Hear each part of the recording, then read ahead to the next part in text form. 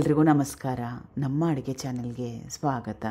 ಇವತ್ತಿನ ವಿಶೇಷ ರುಚಿಕರವಾಗಿ ಆರೋಗ್ಯಕರವಾಗಿರೋಂಥ ವೆಜಿಟೇಬಲ್ ಪಲಾವ್ ರೆಸಿಪಿ. ಇದನ್ನು ಮಾಡಲಿಕ್ಕೆ ಅಕ್ಕಿನ ಉಪಯೋಗ ಮಾಡ್ತಾ ಇಲ್ಲ. ಮುಖ್ಯವಾಗಿ ಇದು ಡಯಾಬಿಟಿಕ್ ಫ್ರೆಂಡ್ಲಿ ವೆಜಿಟೇಬಲ್ ಪಲಾವು. ಯಾವ ರೀತಿ ಮಾಡೋದು ಅಂತ ನೋಡೋಣ. ಮೊದಲನೇ ಸ್ಟೆಪ್ಪಲ್ಲಿ ಪಾತ್ರೆ ತೊಗೊಂಡಿದ್ದೀನಿ. 1/4 kg ಅಥವಾ 1 ಗ್ಲಾಸಷ್ಟು ಗೋಧಿ ನುಚ್ಚು ಅಥವಾ ಬ್ರೋಕನ್ ವೀಟ್. ಇದು ಬನ್ಸಿ ರವೆ ಅಲ್ಲ, ಗೋಧಿ ನುಚ್ಚು. ಅಮೆಝಾನಲ್ಲಿ ಕೂಡ ಇದು ಆರಾಮಾಗಿ ಸಿಗುತ್ತೆ. ಅಥವಾ ಗೋಧಿನ ತೊಗೊಂಡು ಬಂದು ಮಿಲ್ಲಲ್ಲಿ ಹಾಕಿ ಕೂಡ ಗೋಧಿ ನುಚ್ಚನ್ನ ಮಾಡ್ಕೊಬೋದು. 2ರಿಂದ 3 ಸಲ ಚೆನ್ನಾಗಿ ತೊಳಿಬೇಕು. ತೊಳೆದಿದ್ದಾಗಿದೆ. ತೊಳೆದಿರೋ ನೀರನ್ನ ಸಂಪೂರ್ಣವಾಗಿ ತೆಗೆದಿದ್ದು ಆಗಿದೆ.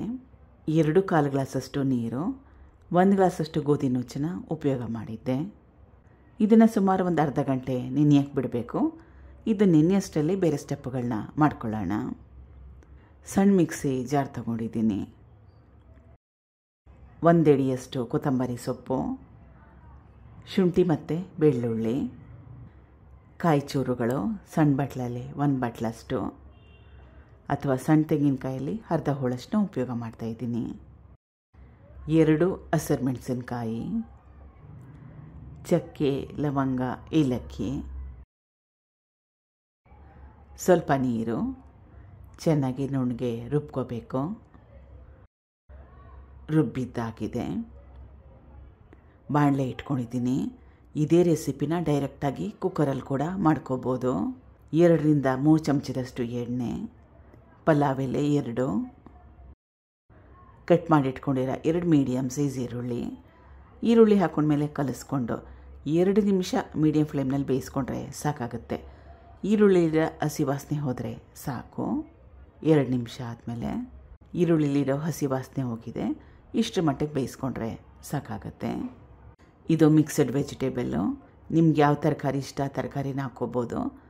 ನವಲ್ಕೋಲ್ ಇದ್ದರೆ ಮನೇಲಿ ಅದನ್ನು ಕೂಡ ಹಾಕ್ಕೋಬೋದು. ಕಲಿಸ್ಕೊಂಡು ಸುಮಾರು ಒಂದು 5 ನಿಮಿಷ ಬೇಯಿಸ್ಕೋಬೇಕು. ಎಣ್ಣೆಯಲ್ಲಿ ತರಕಾರಿನ ಸ್ವಲ್ಪ ಮಟ್ಟಕ್ಕಷ್ಟು ಬೇಯಿಸ್ಕೊಳ್ಳೋದ್ರಿಂದ ಹೆಚ್ಚಿನ ರುಚಿಕರವಾಗಿರುತ್ತೆ, ಟೇಸ್ಟಿಯಾಗಿರುತ್ತೆ. 5 ನಿಮಿಷ ಆದಮೇಲೆ ಸುಮಾರು ಒಂದು 2 ಹಿಡಿಯಷ್ಟು ಮೆಂತ್ಯ ಸೊಪ್ಪು ಡಯಾಬಿಟಿಸ್ಗೆ ಒಳ್ಳೆಯದು. ಮೆಂತ್ಯ ಸೊಪ್ಪು ಹಾಕ್ಕೊಂಡ್ಮೇಲೆ 1ರಿಂದ 2 ನಿಮಿಷ ಬೇಯಿಸ್ಕೊಂಡ್ರೆ ಸಾಕಾಗುತ್ತೆ. ಕ್ವಾಂಟಿಟಿ ಕಡಿಮೆ ಆಗುತ್ತೆ. ನೋಡಿ, ಈಗ ಕ್ವಾಂಟಿಟಿ ಕಡಿಮೆ ಆಗಿದೆ. ಮಸಾಲೆ ರುಬ್ಬಿಟ್ಕೊಂಡಿದ್ನಲ್ಲ ಅದು. ಈಗ ಮಸಾಲೆಯಲ್ಲಿರೋ ಹಸಿ ವಾಸನೆ ಹೋಗೋವರೆಗೂ ಬೇಯಿಸ್ಕೋಬೇಕು. ಇದು ಕೂಡ ಬೇಗ ಆಗೋಗುತ್ತೆ. 1-2 ನಿಮಿಷ ಬೇಯಿಸ್ಕೊಂಡ್ರೆ ಸಾಕಾಗುತ್ತೆ. ಗೋಧಿ ನುಚ್ಚು ನೆನೆಸಿಟ್ಕೊಂಡಿದ್ನಲ್ಲ ಅದನ್ನು ಸೇರಿಸ್ಕೊಳ್ತಾ ಇದ್ದೀನಿ. ಮೊದಲೇ ಅಳತೆ ಮಾಡಿಟ್ಟಿದ್ದೆ. 1 ಗ್ಲಾಸ್ ಗೋಧಿ ನುಚ್ಚಿಗೆ 2 ಗ್ಲಾಸಷ್ಟು ನೀರು, ರುಚಿಗೆ ತಕ್ಕಷ್ಟು ಉಪ್ಪು. ಇಷ್ಟ ಇದ್ದರೆ ಸ್ವಲ್ಪ ಲಿಂಬೆ ರಸ ಕೂಡ ಹಾಕ್ಕೋಬೋದು ಅಥವಾ ಟೊಮೆಟೊ ಕೂಡ ಉಪಯೋಗ ಮಾಡ್ಬೋದು. ಅವಶ್ಯಕತೆ ಇಲ್ಲ, ಇಷ್ಟ ಇದ್ದರೆ ಹಾಕ್ಕೋಬೋದು. ಕಲಿಸ್ಕೋಬೇಕು.